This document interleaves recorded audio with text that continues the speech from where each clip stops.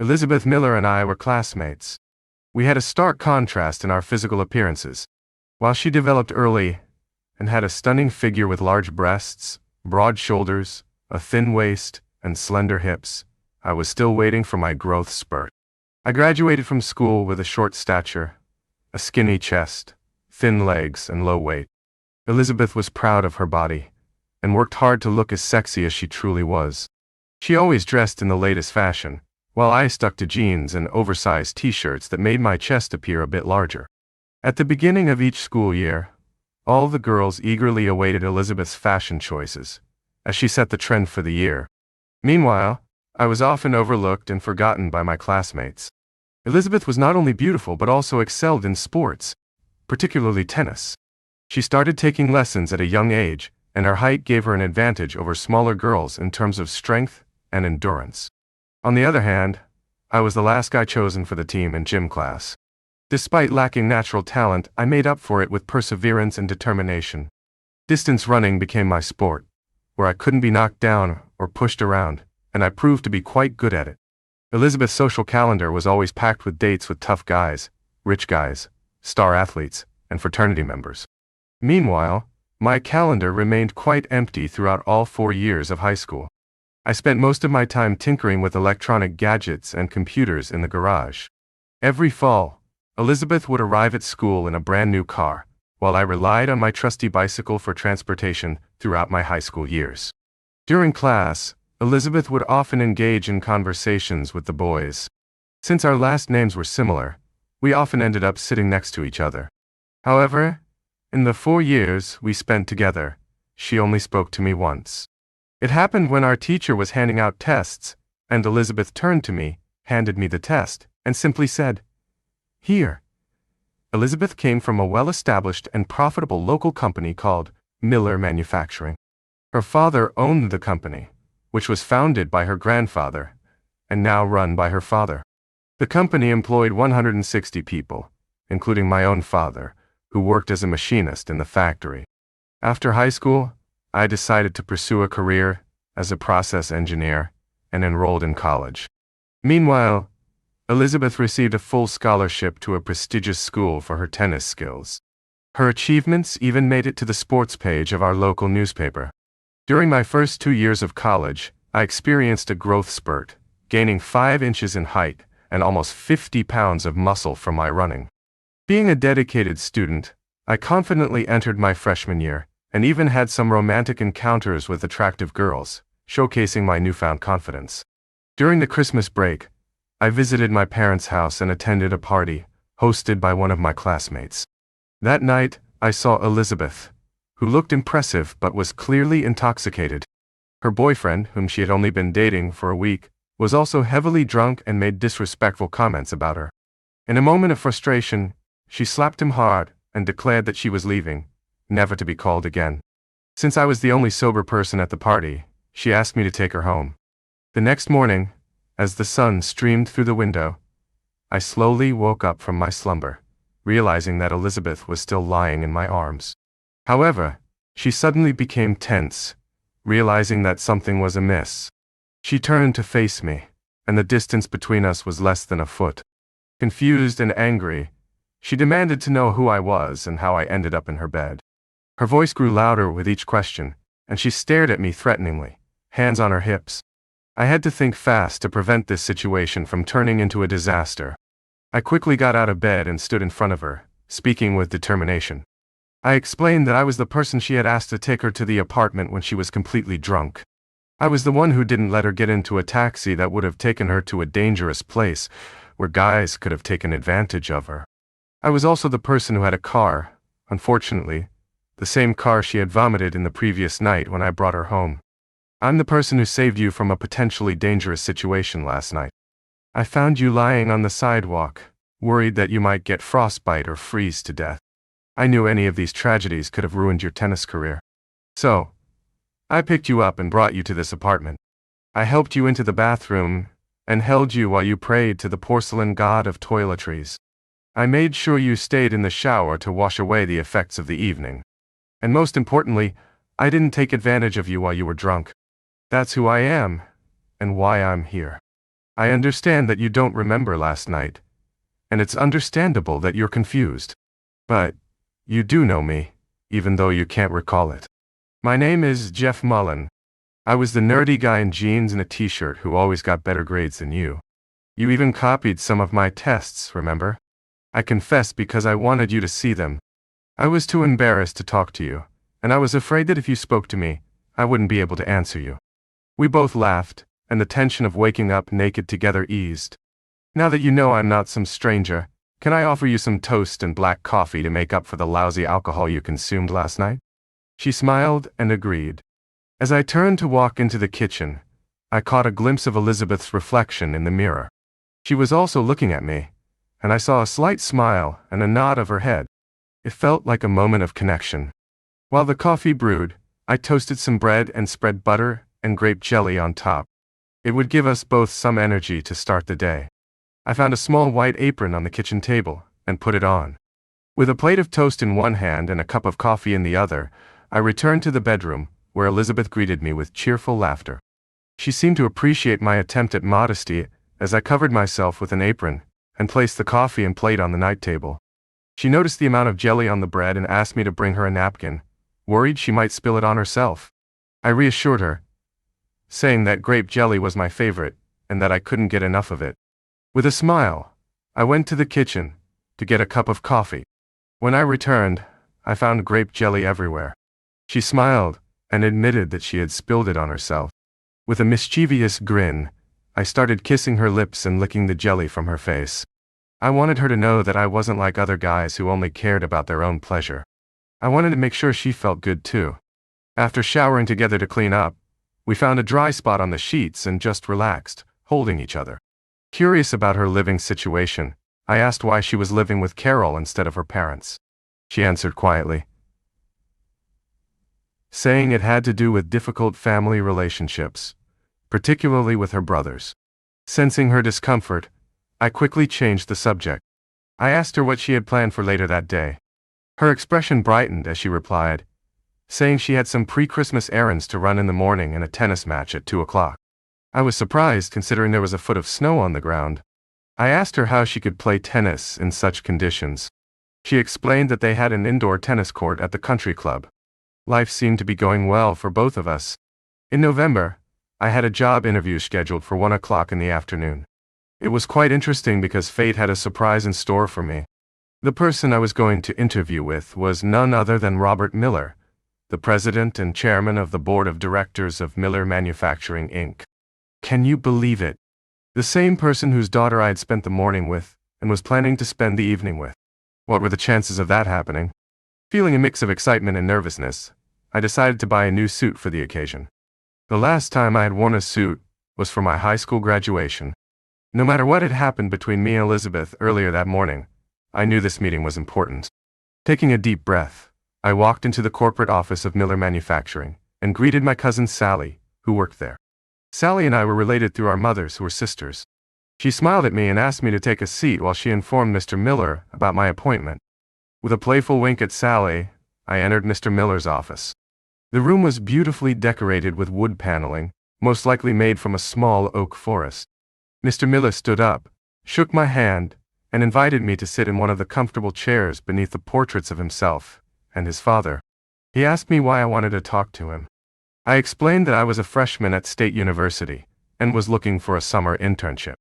Miller Manufacturing was at the top of my list. Mr. Miller seemed curious and asked why I specifically chose his company. I replied, saying that this city was my home. I had grown up here, gone to school here, and my family had been living here for generations. My father had worked here since returning from the army. I vividly remembered visiting Mr. Miller's workshop as a young boy, being in awe of the large machines. My father had instilled in me a deep understanding of industry, and I believed I could be a valuable asset to his organization. I explained that most college graduates with my grades were looking to move to bigger cities like Chicago, Dallas, or Houston. But I wanted to stay here in this city and work for his company. I knew I had to prove myself, but I was willing to do whatever it took. My plan was to intern with Miller Manufacturing this summer, with the hope of being hired permanently next year in May. Just as I thought things were going well, Mr. Miller asked if I knew his daughter Elizabeth. Panic struck me, and I knew I had to be careful with my words. Swallowing nervously, I replied that I knew Elizabeth from school, but we didn't really hang out together. Mr. Miller responded, saying he didn't recall me being one of the many boys who had been to his house. I couldn't help but wonder what he meant by that. But for now, I focused on the interview and hoped that my words had made a good impression. "Oh, what will you do for me this summer, Jeff?" Mr. Miller asked. I took a moment to gather my thoughts and replied, "Sir, I'll start by taking care of the basic tasks like sweeping the floors and emptying the trash cans. But let me tell you, this summer I conducted a case study on industrial efficiency, and I focused on your company." My statement caught Mr. Miller's attention, and he leaned forward in his chair, urging me to continue. "Miller Manufacturing currently stops production every day at 4 p.m.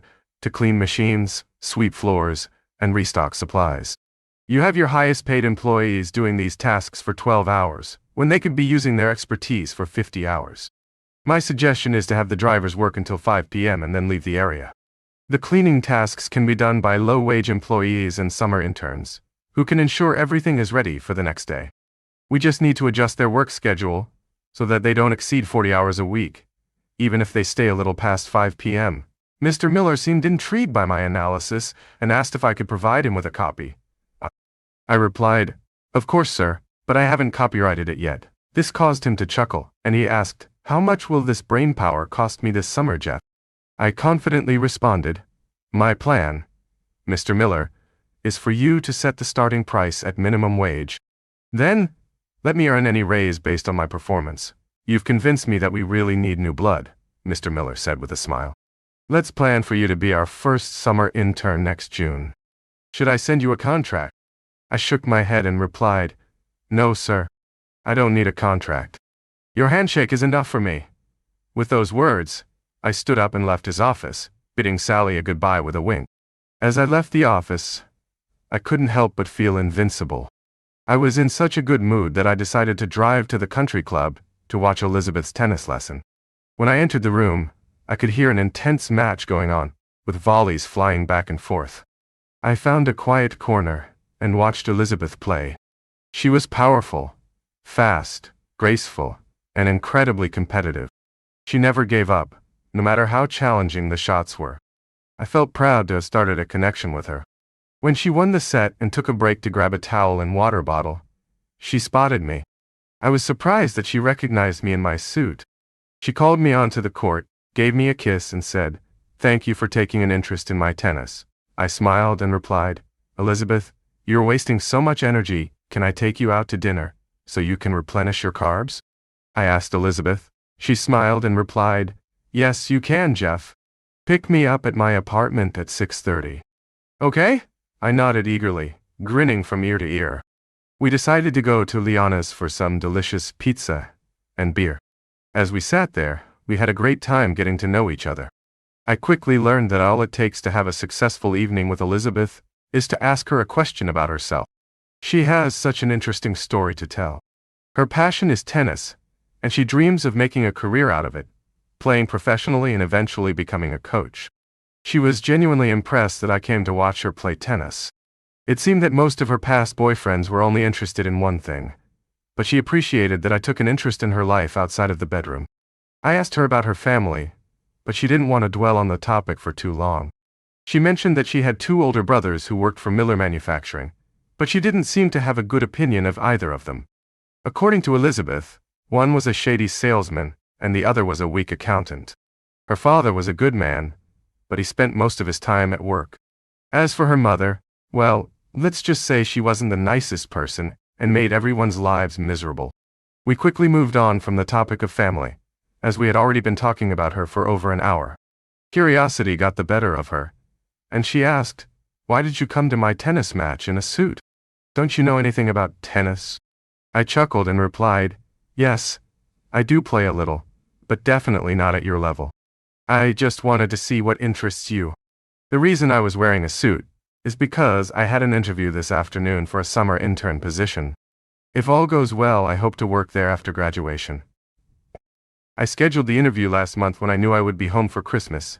Elizabeth was intrigued and asked, How did your interview go, Jeff? I couldn't help but beam with excitement as I replied. It went great. I got the job as a summer intern starting in June, and I plan to go full-time after graduation. However, her next words sent a wave of panic through me. She asked, "What company?" With caution, I responded. "Today, I met with the president of Miller Manufacturing."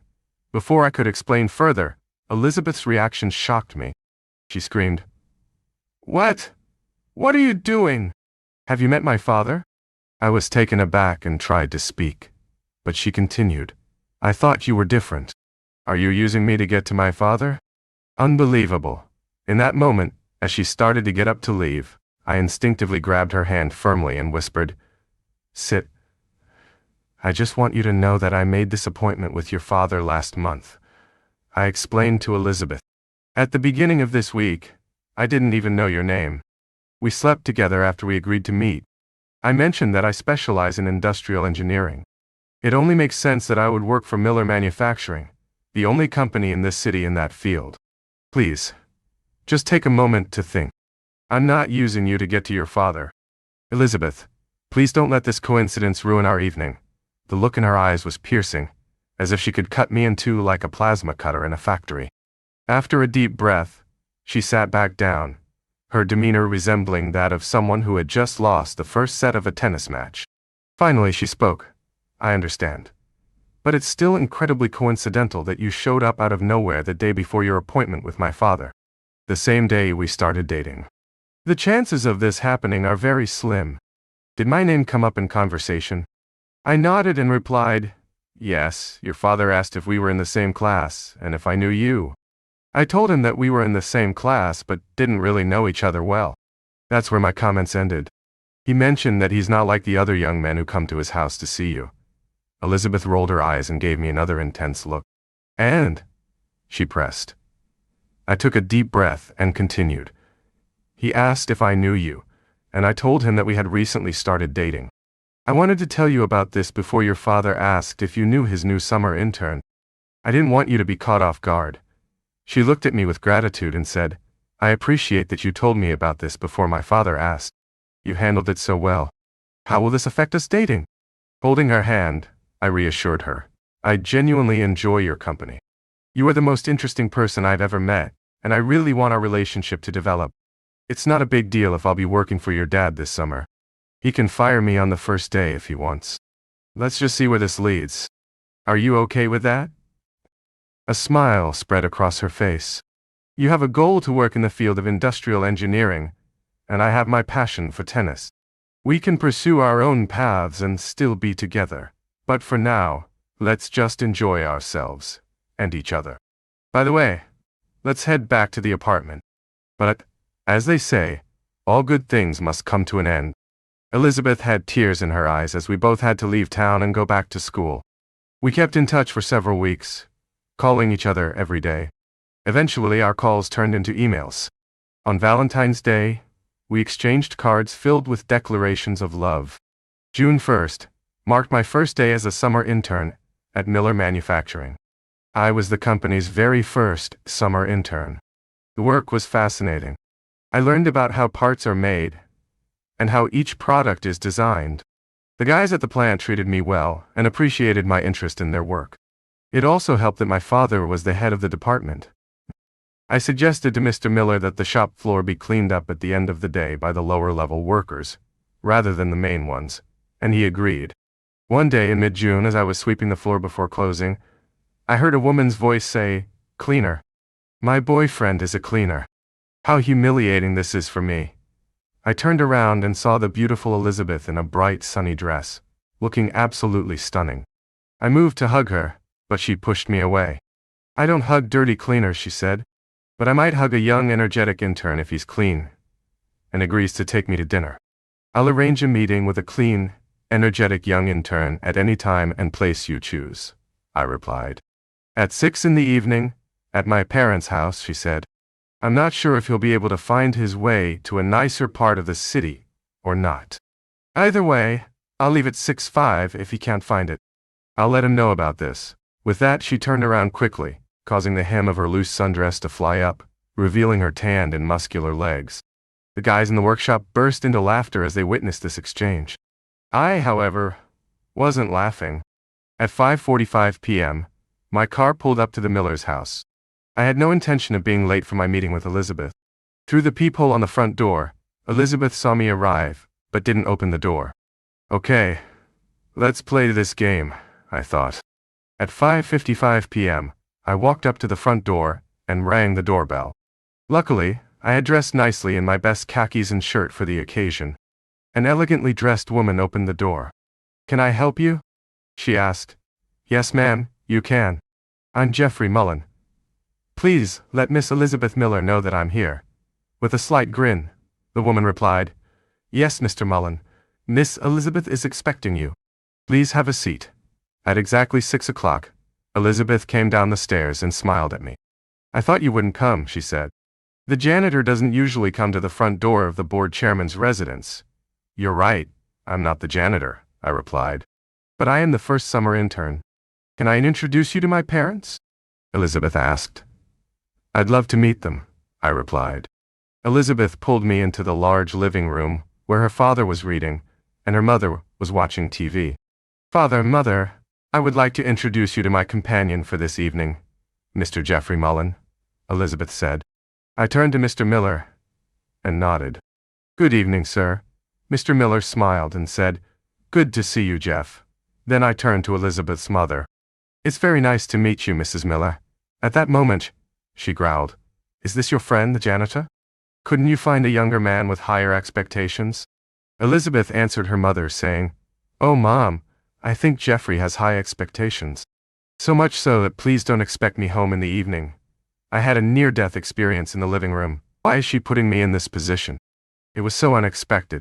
Elizabeth took my hand and said softly, "Come on, Jeffrey, we haven't seen each other for so long." I turned to the shocked couple and said, "Nice to meet you, Mrs. Miller." "Good night, sir." Mrs. Miller just chuckled, while Mr. Miller grinned. "Tomorrow at 7:30 a.m., right, Jeff?" Mr. Miller asked. "Yes, sir," I replied. When we got into the car, Elizabeth was laughing so hard she could barely catch her breath. I was stunned. I didn't know whether to be angry, humiliated, or just laugh along with her. "What was that? Why did you do this to me? Why did you do this to them?" I asked, feeling confused. "I just don't understand the purpose behind it all." Elizabeth laughed and explained. "It was a demonstration to my mother of why we are together. I wanted to show her that you can think quickly and control yourself in any situation. Like tonight, when you were thrown into a difficult moment with Mrs. Miller, you remained cool, calm, and collected. I couldn't have scripted your behavior better. You were great." Her words made me happy, but I couldn't help expressing my concerns. "I really enjoy our time together, Elizabeth, whether in bed or out of it. However, I am worried about my job tomorrow. How will your father react to your daring antics? This job is as important to me as your tennis is to you. Could you think a little about what I want to do or be in my life? What is important to you is also important to me. Could you give me the same attention? I'm used to getting my way, Jeff, but I'll try to think about your feelings before I create any problems for you," Elizabeth replied, changing the subject. Curious about our recent absence, I asked. "I haven't heard from you in the last couple of weeks. What's happened?" Elizabeth smiled and said, "Absence makes the heart grow happier." Is that the answer to your question? I've certainly missed you these last few months, Jeffrey. I'm glad you missed me, Jeff.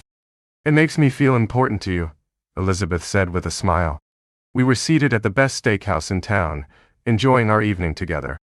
"Let me raise a toast to you being in town and making it a great place," I said, raising my glass. We clinked our glasses and took a sip of red wine. After a moment, I couldn't help but ask, "How long have you been in the city, and why did you stop by now without contacting me?" Elizabeth explained that it was an unplanned trip. Her father had asked her to come back to sign some corporate papers for Miller Manufacturing, where she was on the board of directors.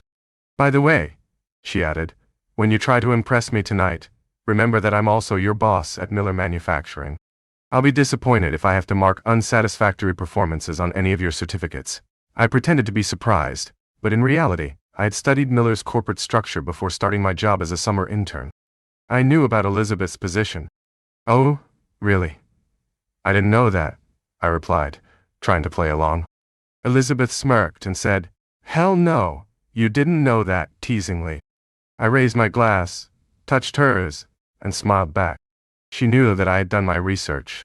The next morning, I had to be at work early, so we didn't have much time to talk or have fun. Elizabeth had barely gotten any sleep the night before. She left shortly before noon to work at tennis camps in Wisconsin for the summer.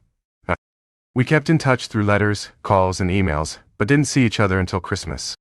We both had our own worlds to navigate. During the rest of the summer, I learned a lot about the precision parts business. Miller Manufacturing had been around for a long time and had many clients, especially in the airline industry. They had significant partnerships with companies like Boeing, Spirit, Aerosystems, and Cessna. The head of marketing at Miller Manufacturing was John Miller, Elizabeth's older brother. He considered me an annoyance, especially after finding out that I was dating his little sister. He had disrespectful nicknames for her like Boss Sister, Bitch in Heels, or simply Boss. Despite their 8-year age difference, Elizabeth took pride in annoying him whenever she could. John didn't have much knowledge about marketing precision parts. He relied on outdated sales tactics from the 1960s and 1970s. His approach was to get clients drunk, sleep with them, and then sign deals. However, knowledgeable buyers knew to contact the shop manager directly to get the parts quantities and specifications their companies needed. Despite John's reckless spending and partying on behalf of the company, Robert tolerated it because John was family and relied on the company for his livelihood. If John had to work for someone else, his wife and children would suffer. On the other hand, Sam, the middle brother, struggled with communication and was completely incompetent in his role as a materials purchasing manager. His mistakes often led to the entire plant being shut down.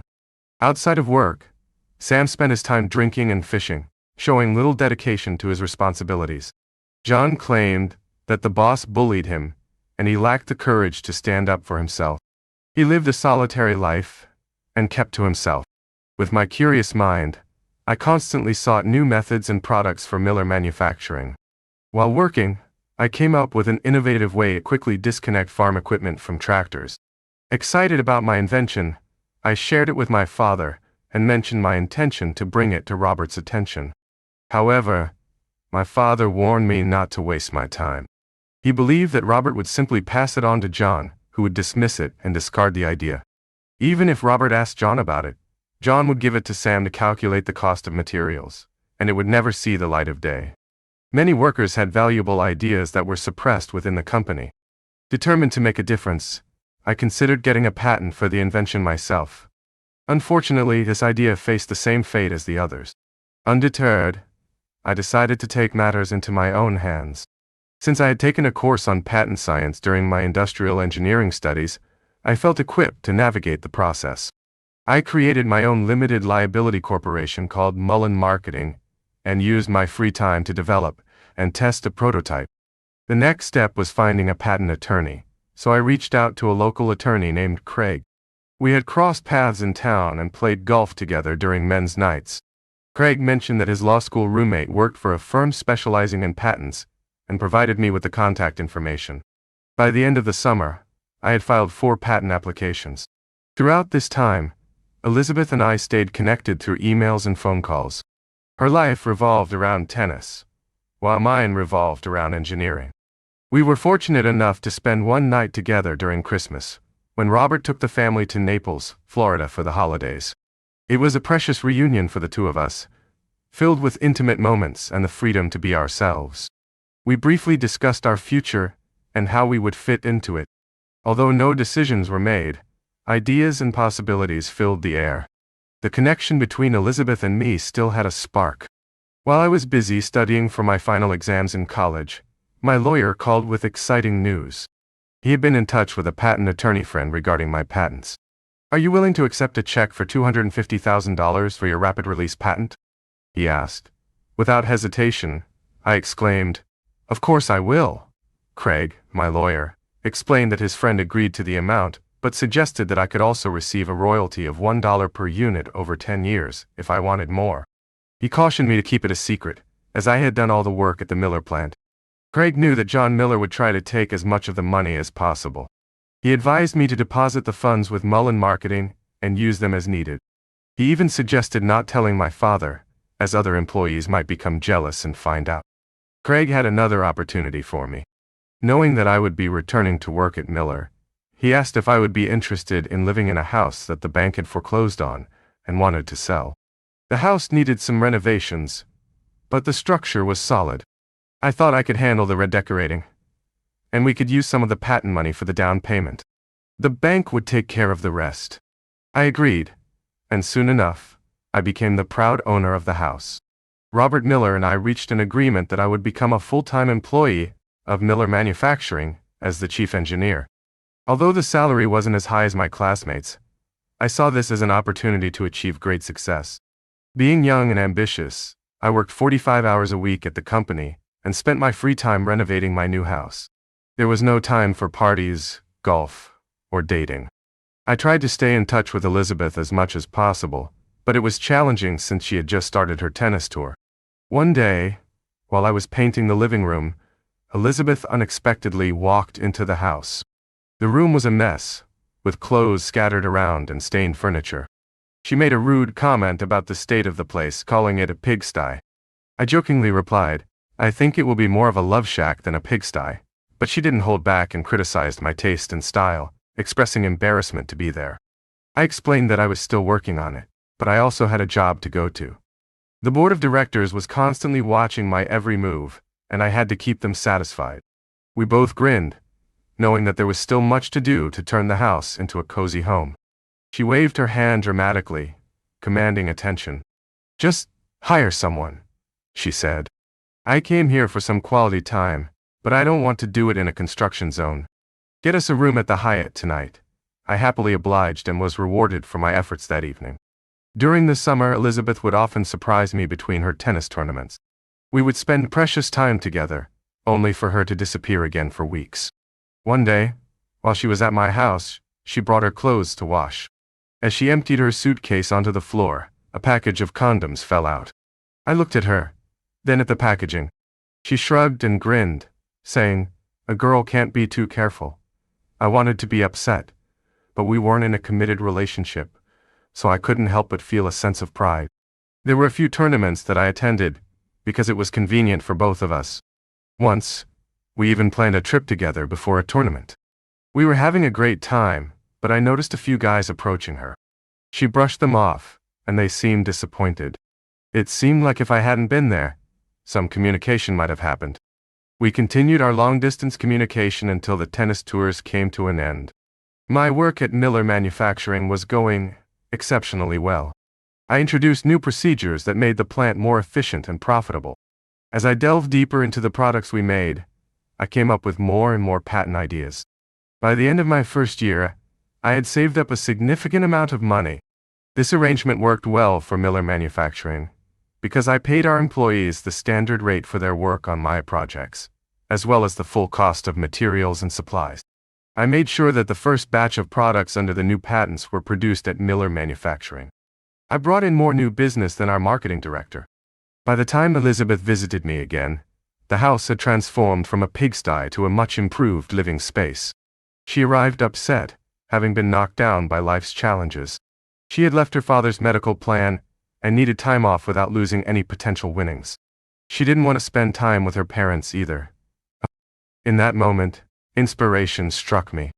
I turned to her and said, "Why don't you marry me? You'll have a peaceful place to relax and be with someone who loves you." I expected her to burst into laughter, but instead, she placed her hands on my face and said, "This is so cute. It's nice enough that I think I'll take you up on your offer." It wasn't what I had anticipated, but I happily accepted the outcome. I found myself caught in a young man's dream, with a beautiful, wealthy wife who loved being intimate with me. What could possibly go wrong? However, planning our wedding turned into a disaster. If I thought Elizabeth and her mother didn't get along before, now, it was an all-out war between them. Her mother wanted a fancy social event for her friends, while Elizabeth preferred a more casual gathering with tennis players and sorority sisters. They didn't even consider my mother's opinion, and the meeting turned into a chaotic mess of shouting and arguing. Mrs. Miller still referred to me as Janitor Boy. My mother left the meeting unnoticed and ignored. In the end, we decided to elope and get married in Las Vegas. Despite the chaotic planning, we were both the happiest we had ever been. I had a great job, and Elizabeth was busy with her tennis tours. But she made sure to come home as often as she could for fun, intimacy, and companionship. We enjoyed each other's company for several years while she was on tour. Life was good. Although she didn't earn a lot of money from her tennis career, she received generous dividends from her shares in Miller Manufacturing. I jokingly told her that she should share some of those dividends with me since I was the reason behind them. She playfully replied, "You're just lucky I didn't fire you and send you back to janitorial duties." A few weeks later, she called me in tears and distress. I couldn't quite understand what she was saying through her sobs. I offered to come to her, and she agreed. I caught a flight that evening. When I entered the room, I found her with her right leg elevated, an ice pack resting on it. It seemed like she had either torn or sprained a ligament. We decided to seek medical care back home instead of on the road. Our doctor believed that Elizabeth's ligament was stretched rather than torn, but suggested an MRI to confirm. In the preparation room, the nurse was going through a checklist and asked if Elizabeth was pregnant. She confidently replied, "No, I take pills." However, the nurse explained that they needed to confirm this for all women of her age before the MRI, so she needed to take a pregnancy test. When Elizabeth emerged from the bathroom, her face turned pale. She couldn't believe it. "This is wrong. I can't be pregnant. I take pills and use protection." She stopped mid-sentence. Did she mean that she used protection when she wasn't with me? I needed to investigate this further, but I had to be careful. The nurse brought out a different brand of pregnancy test, and unfortunately, the results were the same. Elizabeth was devastated. "Please, not now, not with me," she pleaded. I tried my best to reassure her that everything would be okay, even though she would have to be on bed rest for nearly a year before she could return to playing tennis. Elizabeth found a job as a tennis coach at a girls' school. Even though she couldn't play, she excelled at teaching the girls tennis strategies. She emphasized the importance of not just hitting the ball over the net. Thanks to her guidance, her team won the state meet in their class. She also used the school sports equipment to rehabilitate and strengthen her knee. To say that Elizabeth didn't enjoy being pregnant would be an understatement. Every day, her belly grew larger, and it made her quite unhappy. Her breasts also became larger. And when I asked if she planned to breastfeed, she firmly replied, "No way in the world am I going to do this." The birth didn't go entirely smoothly, and she spent some time in the delivery room. I was there in the delivery room when the nurse joyfully announced to Elizabeth that she was now a proud mother of 2 boys. While she was still in the hospital, she discussed with the doctor about getting a procedure called tubal ligation to prevent any future pregnancies. I suggested that it would be easier for me to have a vasectomy instead, but Elizabeth insisted, saying she wanted her tubes tied. It made me wonder if the reason for her surgery was to ensure she wouldn't get pregnant from someone else. Maybe that's why she wanted it and not me. When we finally arrived home with our sons, Cameron and Cody, my mom and grandma were there to lend a helping hand. Elizabeth didn't have much experience with taking care of babies, so she was grateful for their support. My grandma, who was 70 years old, adored children, and was always there from 8 a.m. to 5 p.m. for the first 2 months. Elizabeth was relieved to have her own personal nanny. Meanwhile, she continued with her physical therapy to recover from her knee injury and get back to playing tennis. A year later, my mom retired and became a full-time nanny for us. Elizabeth was fully mobile and back on the tennis court. With her freedom restored, she started attending tennis matches, tournaments, clinics, and symposiums. After all, she was wealthy, didn't have a job, and had others to take care of her family responsibilities. Due to my growing doubts about her faithfulness, I decided to hire a private investigator to track her whereabouts and listen in on her conversations by bugging her car. They also hacked into her cell phone to gather records of her text messages and emails. It was an expensive decision, but so was the thought of getting a divorce. Unfortunately, her mood didn't improve despite all the efforts. Nothing in our house seemed to please her. I even repainted the rooms, but it was the wrong color. She claimed she needed more closet space and insisted on putting away my family heirlooms into storage. It seemed like everything associated with me was unworthy of being in her house. I tried to come home early from work to help her with household chores, but everything I did only seemed to irritate her. Folding towels, vacuuming, taking out the trash. She criticized and belittled every little thing I did. Nothing I did could make her happy. When my mom left for the day, I would spend time with our boys. They were the only source of joy in our home for me. Living in a middle-class neighborhood seemed to bother Elizabeth, but I couldn't understand why. Everyone seemed beneath her in terms of style, social status, and income. Elizabeth received large sums of money from Miller, and she made sure to spend every penny because she knew another check would come in 90 days. She insisted that we join the country club, but we had to pay for our own membership. While someone else took care of our boys, she would have lunch at the club every day. This really bothered me because she was spending money and neglecting our children. By this point, I had done a DNA test and confirmed that I was indeed the father of our boys. Our once passionate sex life had dwindled to almost nothing. The evidence for divorce was piling up, and it seemed like staying married was becoming less and less of an option. I needed to find a way out of this situation. I realized that she could use my attraction to men against me, and since she was a co-owner of my employer, she could even get me fired. Miller Manufacturing was a respected company, and a bad recommendation from them could seriously harm my career. But then my salvation came unexpectedly, through real estate. Elizabeth decided that she was tired of our middle-class neighborhood, and insisted that we buy a multi-million-dollar house in the country club annex. The cost of the house would eat up all of her dividends, but she didn't care. She demanded it because it was bigger and more expensive than her mother's house. Meanwhile, I was working on acquiring expensive CNC machines for my own LLC to lease to Miller. Robert Miller had passed away, and I was essentially running the plant. John was the president, but he left everything to me except for setting dividends. I had a new role as the operations manager, and I asked John for a new job description. Surprisingly, he agreed and told me to go ahead.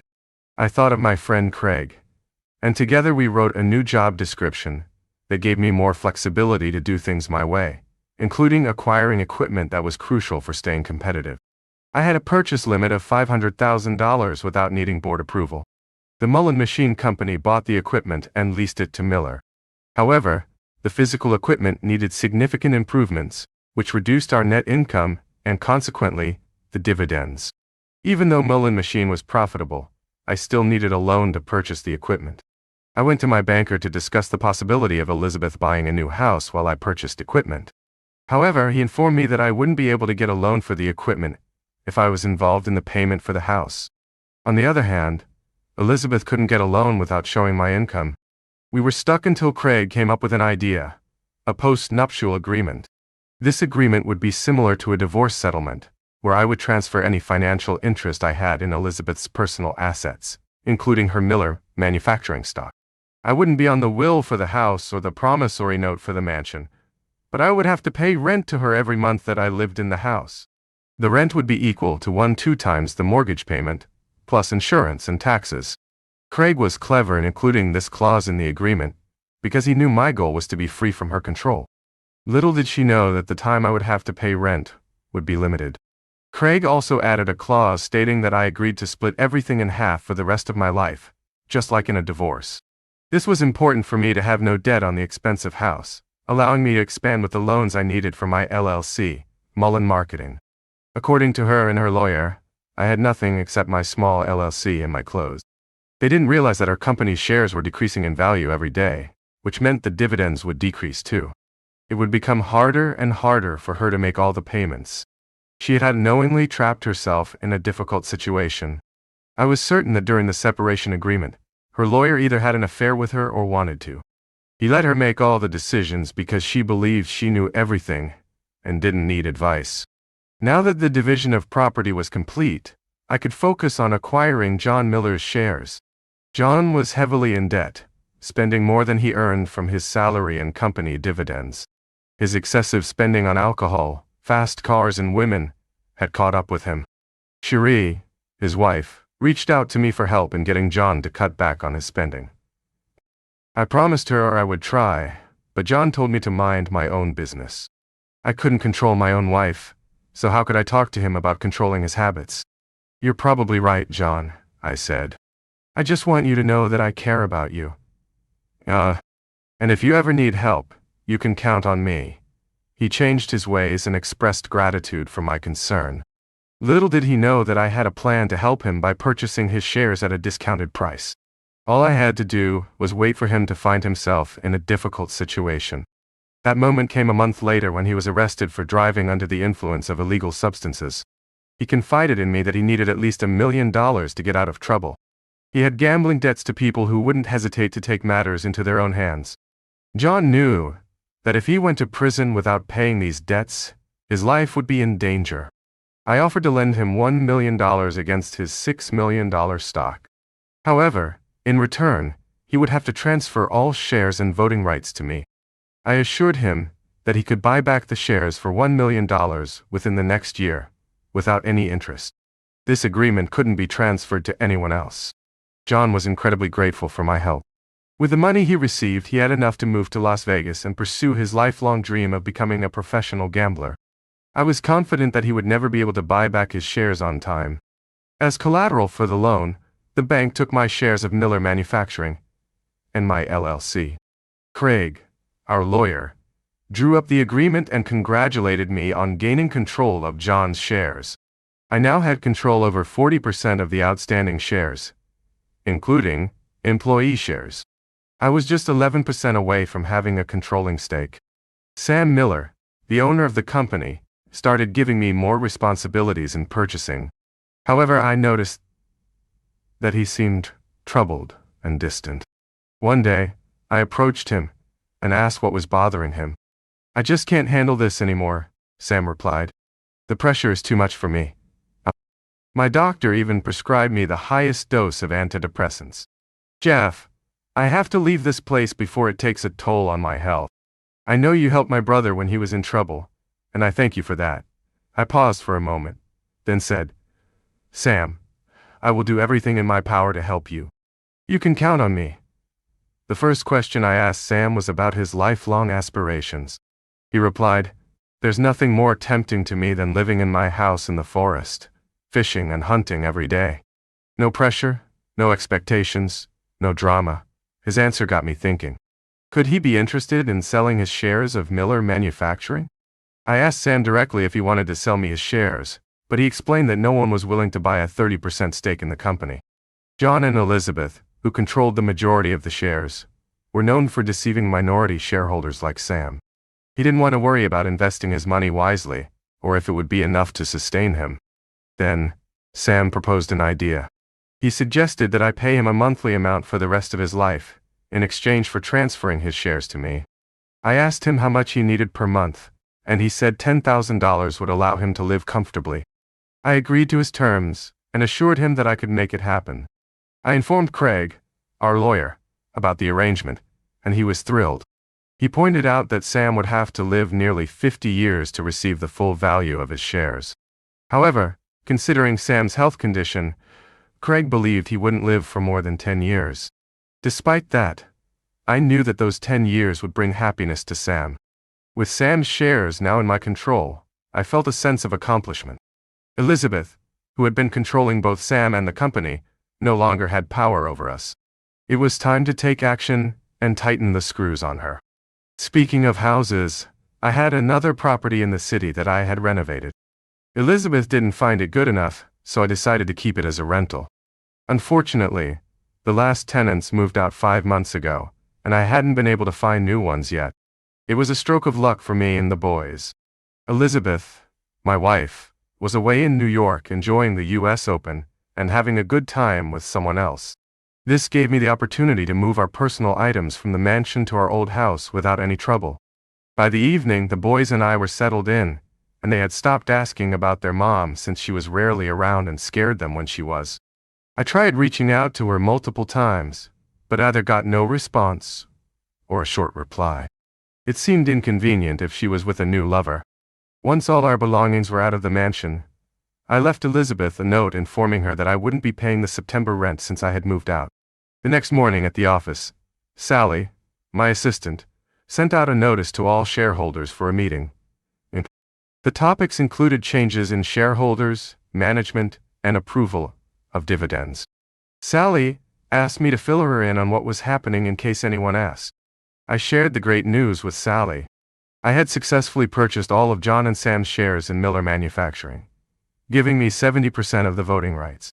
Elizabeth now only had 30%, and was no longer important in our lives. Sally was thrilled, as she had disliked Elizabeth since their school days. When Elizabeth returned from New York and saw my note about leaving her home, she was furious.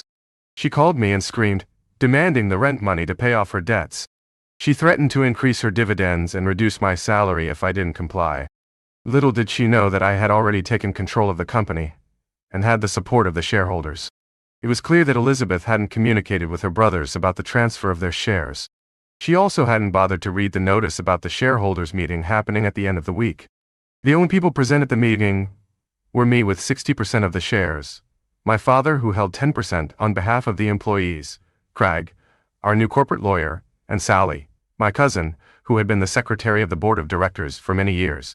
Elizabeth, who owned 30% of the shares, was not present at the meeting. We first approved the transfer of shares from John and Sam Miller to me. Then we decided to promote me to the position of president and chairman of the board of directors. Lastly, we agreed not to pay dividends to any shareholders due to a decrease in profits and increased investments in modern equipment. All of these proposals were accepted unanimously, and the meeting was adjourned. Just as my father left my new office, Elizabeth and her lawyer barged in, shouting at me to get out of my father's chair and claiming that I was fired. It turned out that her lawyer had heard rumors about the change in ownership of Miller Manufacturing and called Elizabeth to confirm it. That's when she finally opened the notice of the shareholders' meeting and read the agenda. Unfortunately for her, the meeting had already concluded. She demanded to know where her brothers were and insisted that I had no power of attorney over them. I calmly replied that I didn't need their power of attorney because I had purchased their shares, and the voting rights had transferred to me. This confrontation was expected, so I had prepared copies of the share transfers, certified by a notary, and approved by the majority of shareholders present at the meeting. Her lawyer snatched the papers, threatened legal action, but we both knew it was just posturing. My efficient corporate secretary had already prepared the meeting minutes, which I happily presented to Elizabeth.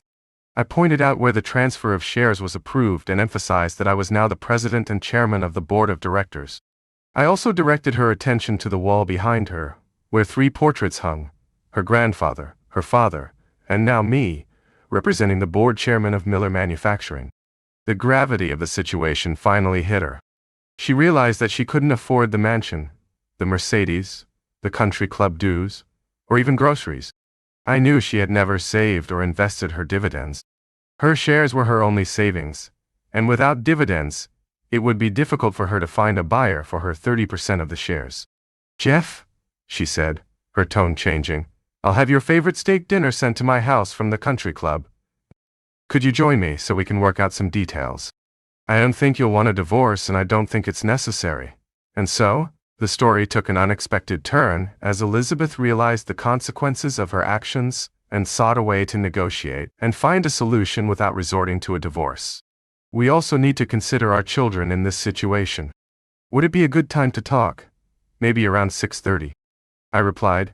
It seemed like she was really desperate to involve our boys in this matter. After everything she put me through after we got married, the guys she had fun with and how she didn't care if I knew about it, I was actually looking forward to this conversation. At 6:29, the doorbell rang, and there stood Elizabeth, looking beautiful. Her makeup and hair were perfectly done, and she wore a silk dress that accentuated her figure. Jeffrey, you didn't need to ring the doorbell. This is your home," she said. "I was just worried that I might disturb someone or something." "No, Jeff," it didn't interfere. "Would you like a glass of wine?" "Yes, please," I replied politely. We started talking about business. Elizabeth praised my achievements at Miller Manufacturing, saying that I had exceeded her expectations and accelerated the process by 20 years. She was curious about how I managed to convince her 2 brothers to sell their shares to me. It was a brilliant move. Now we control the entire company, just you and me. I have champagne for a toast after dinner to celebrate this brilliant achievement. Elizabeth, it took me many hours of hard work and being in the right place at the right time for this to happen. I had a lot of free time to work since you were often not at home, I explained. To be clear, Elizabeth, the reason the boys and I are moving is because I'm filing for divorce later this week. This will not be a joint venture. I control the majority stake, and what I say will happen. You can hold shares and be a member of the board of directors, but we won't be paying dividends for at least a year. You can't do that, Jeff. This is my only source of income. How can I live? How can you do this to your loving wife? She pleaded. You are truly a loving wife, although you didn't love me. Jeff, I may have played around with some guys, but I was loyal to you. Ask anyone in town. Elizabeth, I have something important to share with you. For the past year, I hired a private detective to follow you during your tennis tournaments. He gathered a lot of evidence, including photographs and videos, that prove your previous statement about being loyal to me is not true. The color drained from her face. Now she couldn't attack me anymore. She tried to argue that if we got divorced, I would have to pay alimony and child support. But I had a trick up my sleeve. Remember when we divided our assets in the post-nuptial agreement? Your lawyer made sure that I couldn't claim your property after the divorce. Well, what protected you then, now protects me. So, no child support. Plus, you have $6 million worth of shares in Miller Manufacturing, so the judge won't order alimony either. She seemed pleased with this idea. Great, she said. Just pay me $6 million now and I'll leave. With a wide smile, I replied. Sorry, baby, I don't need your shares to control the company. My 70% ownership already outweighs your 30%. I don't have to buy any more shares because I already have full control. Your shares are practically worthless now. We won't be paying dividends either. Instead, I'll give myself bigger bonuses if I need the money. The employees will see those big bonuses before you receive any dividends.